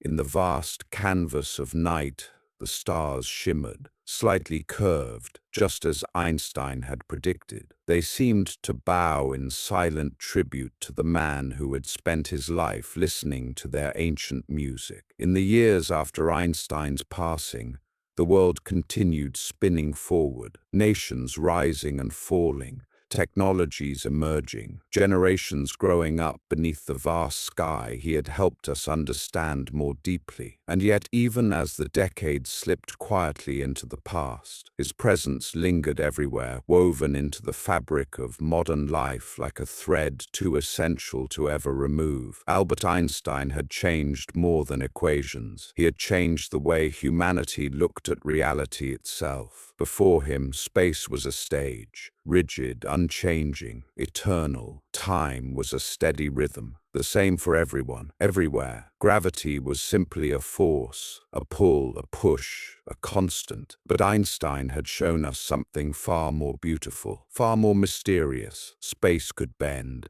Time could stretch, light could curve, reality could move with the fluid grace of a living thing. The universe, once thought to be a grand machine, became a symphony, dynamic, interconnected, full of hidden harmonies. And the man who revealed those harmonies did so not with arrogance, but with wonder. Einstein never wished to be seen as a genius carved from stone. He preferred to be remembered as a curious soul, someone who never stopped asking questions, someone who looked at the world with the eyes of a child holding a compass for the first time. And this, perhaps, is why his legacy endures so powerfully, not because he solved everything, but because he showed us how to look. He taught humanity that imagination is not the opposite of science. It is its foundation, that skepticism is not cynicism, it is courage, that simplicity can reveal truths more profound than complexity ever could. He taught us that the universe is not a stranger, it is a conversation. Today, satellites orbit Earth guided by relativity. GPS systems correct for time dilation. Astronomers study black holes whose very existence his equations predicted. Physicists explore the curvature of space-time with instruments of breathtaking precision. Cosmologists build on his insights as they map the expansion of the universe. Every discovery whispers his name. Yet Einstein's true impact is not found only in laboratories or observatories. It is found in the countless people who grew up believing that curiosity is a virtue, that wonder is a path, that questions are gifts. It is found in children who look at the stars and feel them as companions, not distant points of light, in dreamers who imagine worlds beyond our own, in thinkers who believe that even the smallest idea can reshape what humanity understands. For Einstein's life was not simply the story of a scientist, it was the story of a human being who believed deeply, almost stubbornly, in the beauty of truth.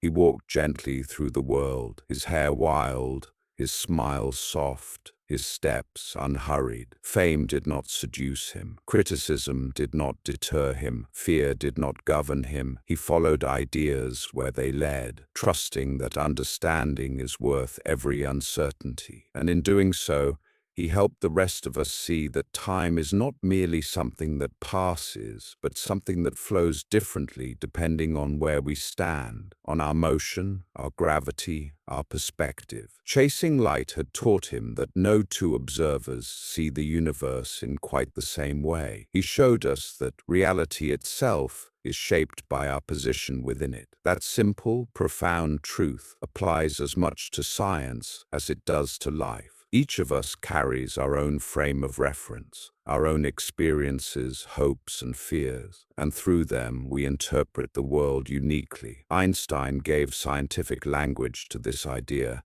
but he also revealed its human beauty. When we change our perspective, the world changes with us.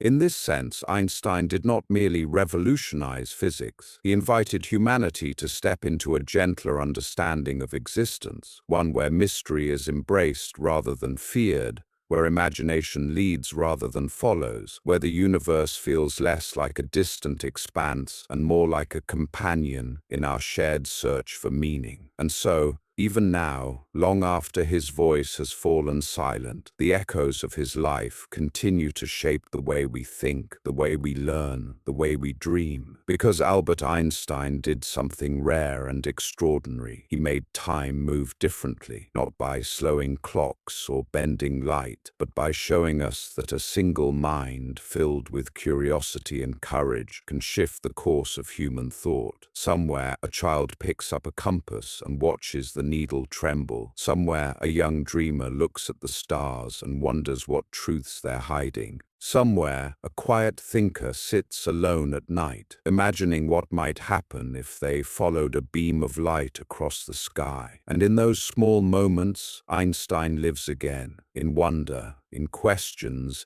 in the gentle turning of the mind toward the unknown. He once said, "The important thing is not to stop questioning, and because he never did, the world never will."